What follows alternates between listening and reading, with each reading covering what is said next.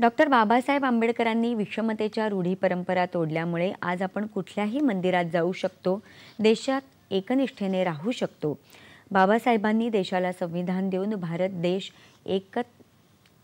एकात्मतेने जोडला आहे असं मत रिपब्लिकन पार्टी ऑफ इंडियाचे राष्ट्रीय अध्यक्ष आणि केंद्रीय सामाजिक न्याय राज्यमंत्री रामदास आठवले यांनी व्यक्त केलं। नाशिक जिल्ह्यातल्या सिन्नर इथे आठवले यांच्या उपस्थितीत संघर्ष सभेचं काल आयोजन करण्यात आलं होतं, त्यावेळी ते बोलत होते। बाबासाहेबांच्या पदस्पर्शानं पावन झालेल्या सर्वच स्थळांचं स्मारकात रूपांतर करण्यासाठीचं काम सुरू आहे। लंडन इथे बाबासाहेबांनी वास्तव्य केलेल्या बंगल्याचं स्मारकात रूपांतरण करण्यात आलं आहे। तसंच दिल्लीतल्या 26 अलीपूर रोड इथे भव्य स्मारक निर्माण करण्यात आलं आहे। मुंबईच्या चैत्यभूमी इथे भव्य स्मारकाचं काम सुरू आहे।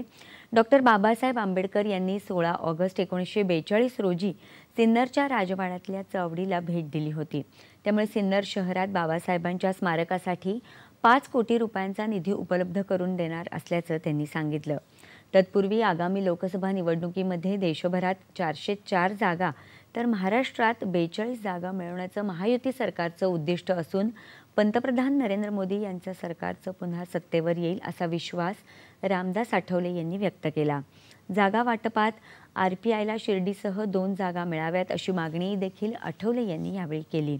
नाशिकमध्ये इगतपुरी इथे आयोजित पत्रकार परिषदेत ते बोलत होते।